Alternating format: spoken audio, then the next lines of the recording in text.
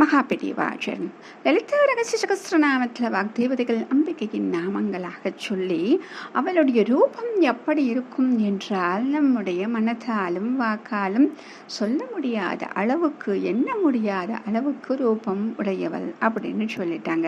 சரி, அப்படிப்பட்ட அந்த ரூபம் என்ன பண்ணும், அவளுடைய நாமம் என்ன செய்யும் அப்படின்னு பார்க்கணும் இல்லையா? அதற்காக சொல்லப்பட்ட நாமாவளி ஓம் கலிகல்மஷநாசின்யை நமஹ. ஓம் கலிகல்மஷநாசின்யை நமஹ.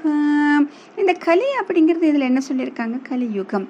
கல்மஷம் அப்படின்னா தோஷம், நாசினி என்ன அர்த்தம்? அது போக்குபவள்.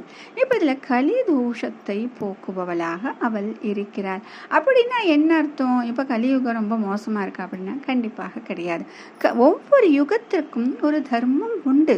இந்த கலியுகத்திற்குன்னு தர்மம் இப்படித்தான் இருக்கிறது, இப்படி மோசமாகத்தான் இருக்கும், இந்த நிலைதான் மக்களுக்கு இருக்கும் அப்படின்னு ஒரு தர்மமாகவே விதிக்கப்பட்டிருக்கும் பொழுது அதை நாம் குறை சொல்ல முடியாது.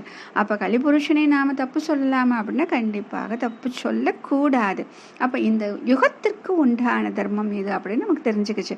அப்படி என்ன இந்த யுகத்தில் அவ்வளோ பெரிய தர்மம் இருக்குது அப்படின்னா ஒன்றும் இல்லை. நம்ம ஒருத்தருக்கு ஒருத்தர் ரொம்ப நெருக்கமாக இருந்தாலும், உறவினர்களாக இருந்தாலும் மனசு விட்டு பேச முடியாத சூழ்நிலை இருக்கும். எங்கே நம்ம சொல்கிறத அடுத்தவங்ககிட்ட போய் சொல்லிடுவாங்களோ, அதை வச்சு எதையாச்சும் பண்ணிடுவாங்களோ அப்படின்னு சொல்லிட்டு நம்ம மனசுக்குள்ளே ஒரு போராட்டமே நடக்கும். யாரை நம்புறது, யாரை நம்பக்கூடாது அப்படின்னு ஒரு பெரிய யுத்தமே நடக்குங்க. அந்த யுத்தத்தில் ஜெயிக்கிறது அப்படிங்கிறது கண்டிப்பாக முடியவே முடியாது.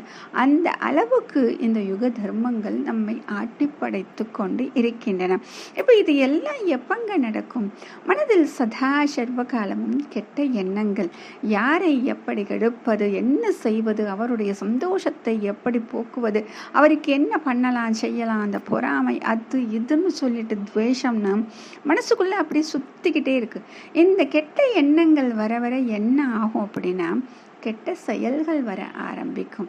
அதனால தானங்க எண்ணங்களை சுத்தமாக வைக்க வேண்டும், எண்ணம் போல் வாழ்வு அப்படின்னு நமக்கு அழகாக பெரியவங்க சொல்லி கொடுத்துருக்காங்க.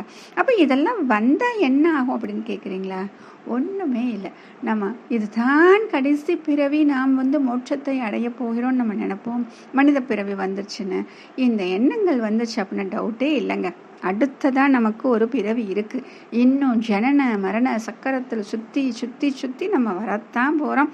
எத்தனை பிறவி எடுக்கத்தான் போகிறோங்கிறது நமக்கு தெரியவே தெரியாது. அப்படி இந்த கெட்ட எண்ணங்கள் தான் இத்தனை செய்யுது அப்படின்னா இந்த கெட்ட எண்ணங்களை வராமல் நிறுத்தி நம்மை நல்ல வழிக்கு கொண்டு வந்து பாவங்களில் இருந்து என்ன பண்ண போறா? விடுதலை கொடுக்க போகிறார். இது யாரு செய்ய போறாங்க அப்படின்னா இந்த அம்பாள் தான் செய்ய வேண்டும். ஏன் அப்படின்னா ஒரு குழந்தை என்றால் குழந்தையை திருத்துவது யாருடைய பொறுப்பு? ஒரு தாயினுடைய பொறுப்பு. அவள் ஜெகன் மாதாவாக இருக்கக்கூடிய அவள் எந்த ஒரு குழந்தையும் திருத்தாமல் விட்டு விடுவாளா? அப்ப இந்த மாயைன்னு சொல்லக்கூடியது அனைத்தும் அவளுடைய ஆதிக்கத்தில் தான், எல்லாமே அவள் கண்ட்ரோலில் தாங்க இருக்கு.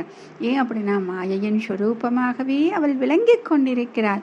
அப்போ அந்த மாயை அகலன்னா யாருங்க கருணை காமிக்கணும்? அவள்தான் அனுக்கிரகம் செய்ய வேண்டும். இந்த மாயை அகல அவள் அனுக்கிரகம் செய்ய. அப்போ நமக்கு என்ன ஆகாது?